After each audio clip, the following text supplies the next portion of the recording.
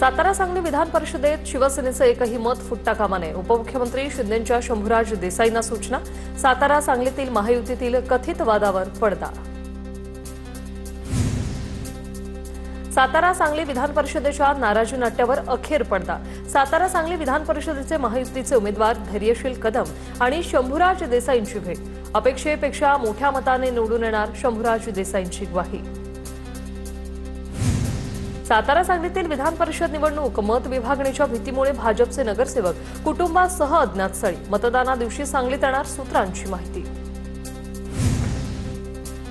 चंद्रपूर महापालिकेत काँग्रेसमधील अंतर्गत वाद आता विकोपाला. वडेट्टीवार गटाच्या राजेश अडूर यांच्या विरोधात धानोरकर गटाचे 16 नगरसेवक एकवटले, तर धानोरकर गटाच्या नगरसेवकांनी व्हीप पाळला नाही, कारवाई करा, वडेट्टीवार गटाची मागणी. नागपूरच्या हिंगणा नगर पंचायतचे पवारांच्या राष्ट्रवादीचे 6 नगरसेवक नॉट रिचेबल. भाजपच्या राजीव पोद्दार यांनी पाठिंबा देणार असल्याची चर्चा. नागपुरात मवियाकडून काँग्रेसचे अतुल लोंढे अधिकृत उमेदवार. नाशिक विधान परिषदेच्या पार्श्वभूमीवर येवला, मनमाड, नांदगाव नगरपालिकेच्या नगरसेवकांची सहल. महायुतीचे उमेदवार नरेंद्र दराडे यांच्याकडून मुंबई सहलीचं आयोजन. बंद शमलं, मात्र दगाफटका टाळण्यासाठी या सहलीचं नियोजन. जळगाव विधान परिषद निवडणुकीमध्ये महायुतीचा उमेदवार निवडून येणार. केंद्रीय राज्यमंत्री रक्षा खडसेंची प्रतिक्रिया.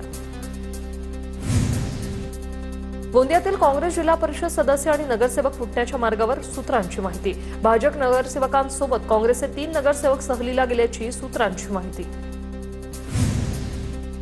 नांदेडच्या देगलूरमधील राष्ट्रवादी नगरसेवकांची गोव्यात मौज मजा. नगरसेवकांचं समुद्रकिनारी नाचतानाचे व्हिडिओ व्हायरल.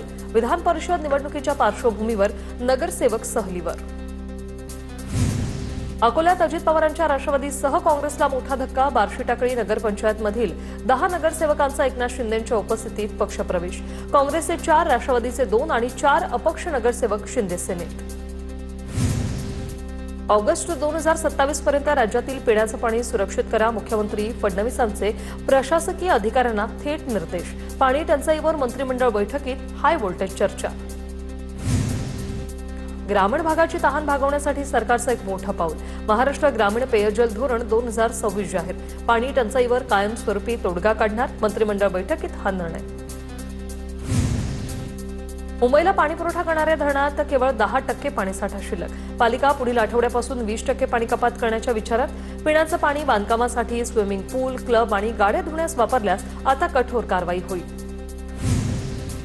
राज्यात मान्सून प्रवास रेंगाळला. उन्हाचा कडाका वाढण्याची शक्यता. मान्सूनची पुढील वाटचाल गेल्या 8 दिवसांपासून रेंगाळली. मान्सूनसाठी पोषक वातावरण नसल्यामुळे तापमानात वाढ.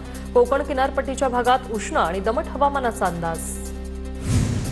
तलावांचा जिल्हा असलेल्या गोंदियामधील धरणं कोरडी. गोंदियातील लघु प्रकल्पात 13 तर मध्यम प्रकल्पात 20% जलसाठा. गोंदिया जिल्ह्यावर यंदा जलसंकटाचं सावट गडद. जून महिना अर्धा उलटला तरी देखील दमदार पाऊस न झाल्यानं आता चिंता वाढली.